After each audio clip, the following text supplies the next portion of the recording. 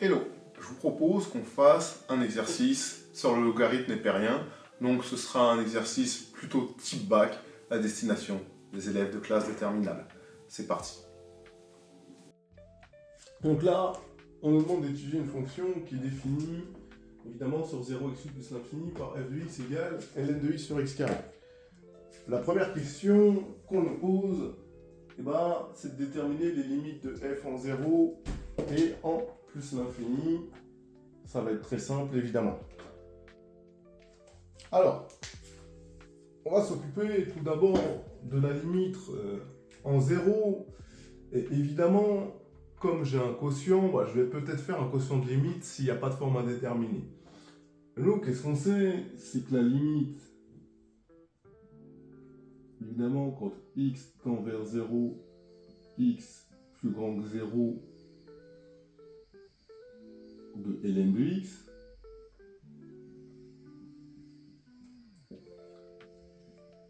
c'est égal à moins l'infini. Ça, c'est le cours qui vous le dit. Il n'y a aucun sujet dessus. Et donc, on va regarder la limite de x carré lorsque x tend vers 0, x plus grand que 0. Lim de x carré lorsque x tend vers 0, x plus grand que 0, c'est 0 plus. Ça, il n'y a pas de sujet. Et du coup, par quotient de limite, vous pouvez dire par quotient, la limite de f de x, quand x tend vers 0, x plus grand que 0, moins l'infini sur 0 plus, ça fait moins l'infini, et du coup, c'est pas un sujet pour nous. Du coup, on va s'occuper de la limite en plus l'infini, ce qui sera assez simple. La limite en plus l'infini de ln de x sur x carré, c'est égal à 0. C'est une croissance comparée. Donc ça non plus, il n'y a pas de sujet, il n'y a pas à débattre dessus. En deuxième question, donc on nous demande évidemment les variations de la fonction f sur 0 exclu plus l'infini. Comment on étudie les variations? C'est simple. Déjà, on justifie que la fonction f sera dérivable. Ensuite, on va étudier le signe de la dérivée. Lorsque la dérivée est positive, la fonction est croissante. Lorsque la dérivée est négative, la fonction est décroissante. Donc, on va regarder le signe de la dérivée, mais pour ça, il faut dériver, et c'est ce qu'on va faire. Alors, on va regarder un petit peu la dérivée. Donc, on sait que f est dérivable sur 0x plus l'infini. Pour tout x de 0x plus l'infini, f de x, c'est ln de x sur x carré. Donc, vous voyez qu'on a une forme u sur v, avec u qui vaut ln de x et v qui vaut x carré. La dérivée de u sur v, c'est u'v moins v'u sur v carré. Donc, u c'est ln de x, donc u' c'est 1 sur x. La dérivée de ln de x, c'est 1 sur x. v c'est x carré, donc v' c'est 2x. Et donc, je vais simplement appliquer ça pour calculer f' de x. Donc, u' 1 sur x fois v x carré moins v' 2x fois u ln de x. Ok, x carré sur x, ça me fait x. Et j'ai toujours 2x ln de x. Il n'y a pas de sujet. Ensuite, ici, qu'est-ce que je vais faire? Intelligemment, je vais factoriser par x. Comme ça, ça me fera x facteur de 1 plus 2 ln de x. Sauf que x divisé par x4, ici, j'enlève le 4, ça me fait un 3. Et du coup, c'est le signe de ça que je vais étudier. Comme je sais que x est strictement positif, et en fait, le signe de ma dérivée sera du signe de mon numérateur, donc je vais étudier le signe de 1 moins 2 ln de x. Ok? On va le faire tout de suite. Et du coup, moi, j'ai besoin d'étudier le signe de f' de x. Donc, je vais dire soit x appartenant à R, donc je vais résoudre une équation f' de x supérieure ou égale à 0. f' de x, c'était 1 moins 2 ln de x sur x au cube.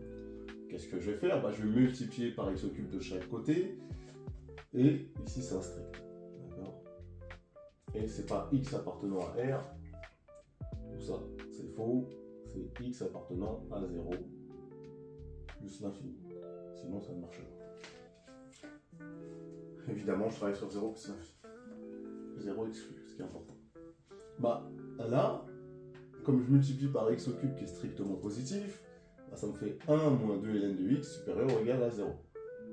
bah, le 1, je le bascule de l'autre côté, donc ça me fait moins 2 ln de x supérieur ou égal à 1. Ensuite, je divise par moins 2 qui est un nombre négatif, donc ça va me changer le sens de l'inégalité, et donc j'ai ln de x inférieur ou égal à 1,5, ce qui me fait x inférieur ou égal à exponentielle de 1,5. Donc maintenant, je vais pouvoir faire le tableau de signe de la dérivée. Alors, qu'est-ce qu'on a dit? On a dit que f' de x est supérieur ou égal à 0 lorsque x est inférieur à exponentielle de 1,5. C'est-à-dire lorsque je suis dans cette zone-là, on est positif, et dans l'autre zone, évidemment, on est négatif. Ça veut dire que ma fonction, d'abord, elle est croissante, elle va monter, puis elle va descendre. On sait que la limite en 0, c'était 0, la limite en plus l'infini, c'était 0, et donc il faut que je calcule f de exponentielle de 1,5. Et donc, c'est ce que j'ai fait en bas. Donc ça me fait ln de exponentielle de 1,5 divisé par exponentielle de 1,5 au carré. Bah ça me fait e de 1, d'accord, puisqu'il va rentrer ici, ça va me faire e de 1. Et ln de exponentielle de 1,5, ça fait 1,5. Et du coup, bah, 1 sur e de 1, bah ici je peux écrire e de moins 1, le tout divisé par 2. Donc, voici les variations de ma fonction f et le tableau de variation complet. Et donc, on va faire deux rappels. On se rappelle que pour tout x appartenant à 0 exclu plus l'infini, f' de x c'est 1 moins 2 ln de x sur x au cube. Rappel, ça c'est votre cours de classe de première, l'équation de la tangente au point d'abscisse 1 est y égale f' de 1, facteur de x moins 1 plus f de 1. Dans notre exercice, f' de 1, bah, je vais remplacer x par 1 dans f', c'est-à-dire que ça me fera 1 moins 2 ln de 1 sur 1 au cube. Sauf erreur de ma part, ça fait 1, puisque ln de 1 ça fait 0, 1 au cube ça fait 1, donc il n'y a pas de sujet.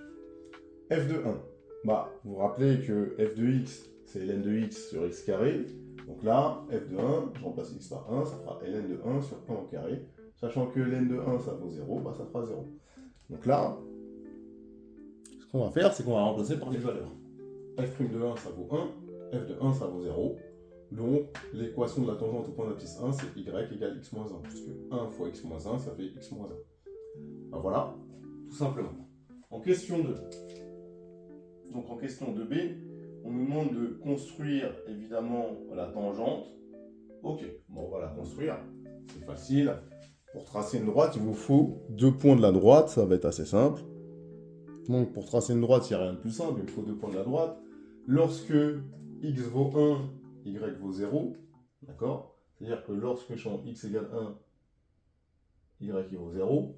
Et par exemple, lorsque x vaut 0, y vaut moins 1. Donc quand x vaut 0, y vaut moins 1, j'ai placé mes deux points et j'ai plus qu'à tracer ma droite, d'accord, qui est ici, qui passe par ces deux points. D'accord.